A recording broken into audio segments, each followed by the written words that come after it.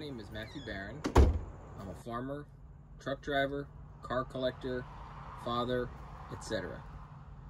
I inherited a 1937 Type 57 Von 2 from my grandfather, Walter Barron. She's named Irene after my late grandmother. In the past few years, I've put about 10,000 kilometers on the car, all over different countries around the world.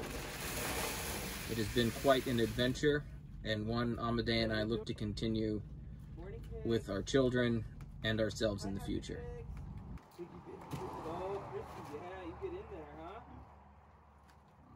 57585 was acquired by Walter Barron in 1978. It was not a small task. He had longed to own a Bugatti. It was always one of his bucket list cars. He started collecting cars probably before he could drive. He just was infatuated with mechanics and internal combustion engines and just the beauty of old cars. And he always wanted a Bugatti. So he began his search, and in 1973 he found that a gentleman, Dr. Carl Brandt, out of Greenfield, Pennsylvania, close to Pittsburgh, happened to have a 1937 Von 2 coupe.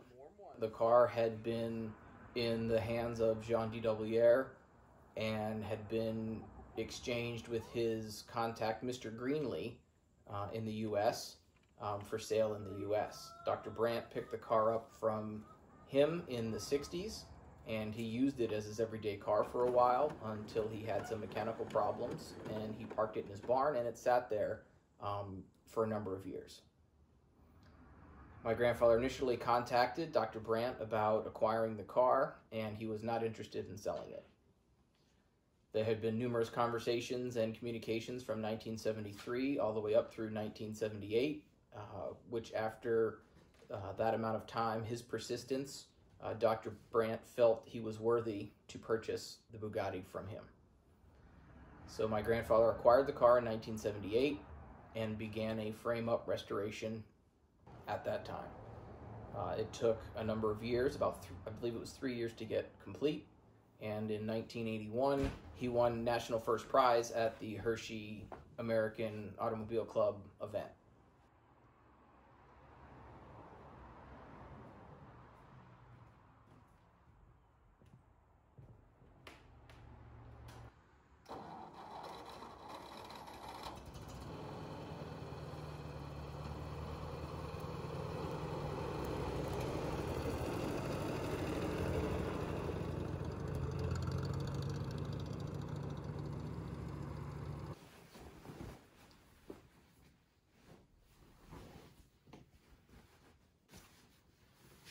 Good morning, and welcome to the roadstead. So what's missing out of the barn? Well, currently, Irene, our named 1937 Type 57 Von 2 coupe, is residing on vacation in Zlín, Czech Republic. We had attended the Ireland rally. Oh, now we're going to pretend we're turkeys. Just stay there. With much fun and camaraderie. They're going to be lean and mean wool machines. Oh, no. I can't wait. We left the car with the Gentrys in the UK for some post-rally maintenance and storage, and then we went over in September of the same year and decided to take a 3,000 kilometer journey. Go back, sweetheart. Amadei and I drove the car from Gentrys to London, and then to the Channel, into France, Belgium, Luxembourg, back into France, and joined up for a Bugatti day in Molsheim. And after that, we continued on through Germany into the Czech Republic to attend the Bratislava event featuring Elizabeth Eunuch and enjoying some time with the Czech Car Club.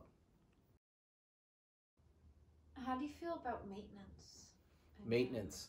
Well, something that I learned with old cars is that you need to enjoy and love working on them because it is inevitable.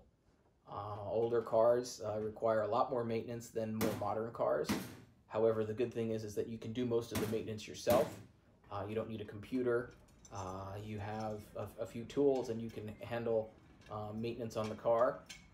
Also, from a good friend of mine, I've learned that if I break down on the side of the road, it isn't really a breakdown, it's just some unscheduled maintenance. So that's something that we work to carry a kit that can fix just about enough items so that we can get the car to a garage for a proper repair. Does it change your relationship with the car? The fact that my grandfather taught me to work on the cars and that it is something that we do as part of the ownership. Actually, it's more of a custodianship, right? The car was passed to me in 2016, and I've worked tirelessly to ensure that we do as much of the maintenance on the car as possible ourselves, as well as drive the car as much as possible to carry forward Wally's mentality about old car ownership.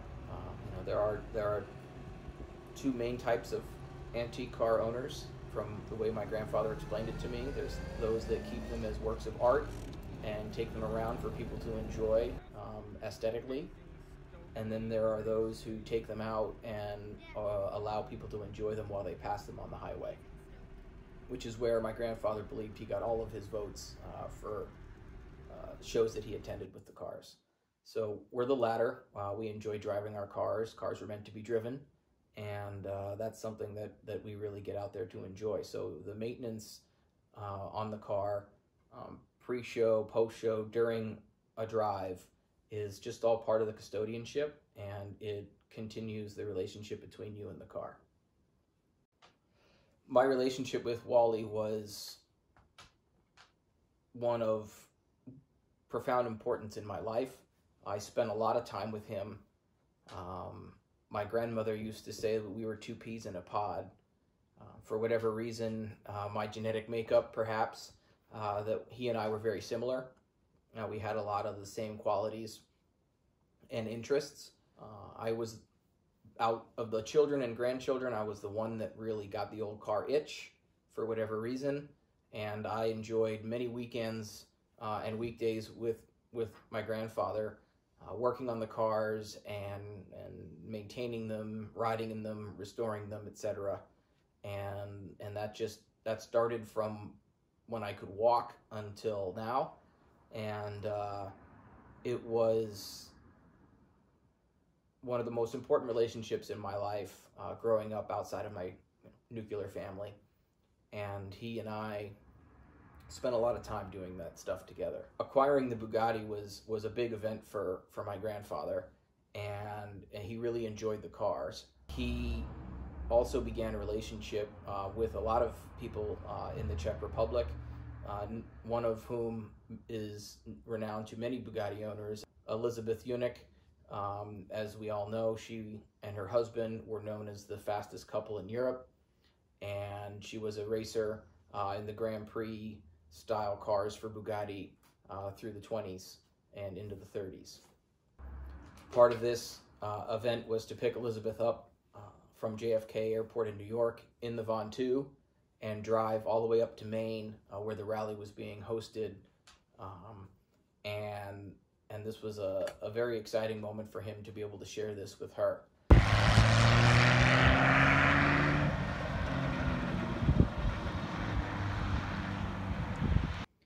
As part of our 3,000 kilometers across Europe with no chase car,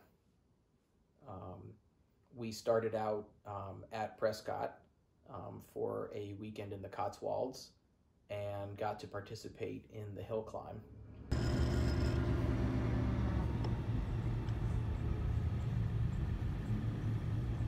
We're not going to be racing. We're kind of slow. We got a large rear end. Well, yeah.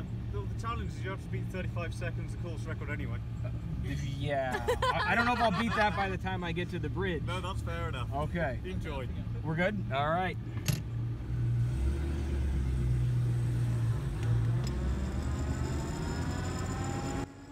It was interesting because we got to the start line and the gentleman was giving us information about the course record, and I was clear to let him know that we would not be attaining such course record in the Von 2, as she had a little bit of a heavy backside, and we weren't going to be able to climb the hill quite as fast.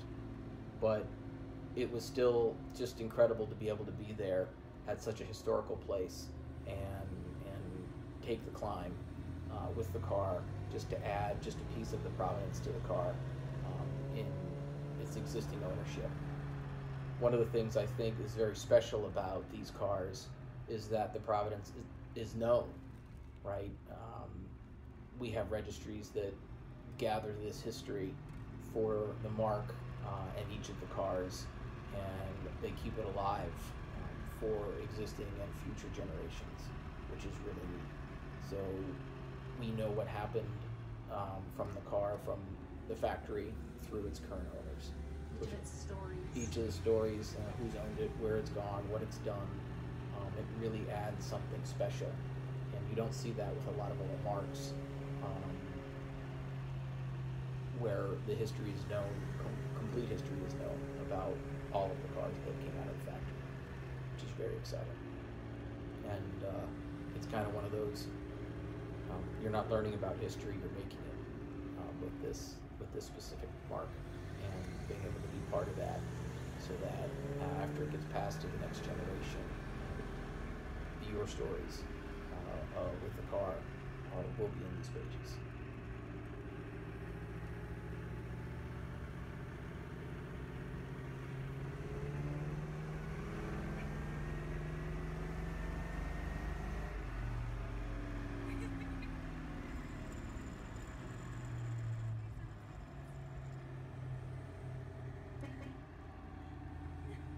It is such a wonderful club, not just the American Bugatti Club, also the Bugatti Owners Club, and the other clubs throughout the world that are tied to this mark. I have met such wonderful people, established what I believe will be lifelong friendships around the world. I don't know how to explain it, other than it's part of people's lives, and that it brings people together in a way that none of the other car clubs I've ever been involved with has. And it is such a marvelous gift to have been given. I'm hoping to be able to take our children, to the event or events in the future, so that they can continue this legacy. And it is just... I am very humbled, and it's a very special gift that Wally was able to give to us. Something that I'm working really hard with Amadea to pass down to all of our children, to make sure that continues forward, as the car will ultimately pass to one of the offspring at some point. Upon my demise, and at least for one generation, they can sell the car, but only for $1. My hope is that the passion and the love will get picked up by one of the children, or all of them, and the car will maintain its custodianship in the family for many years to come.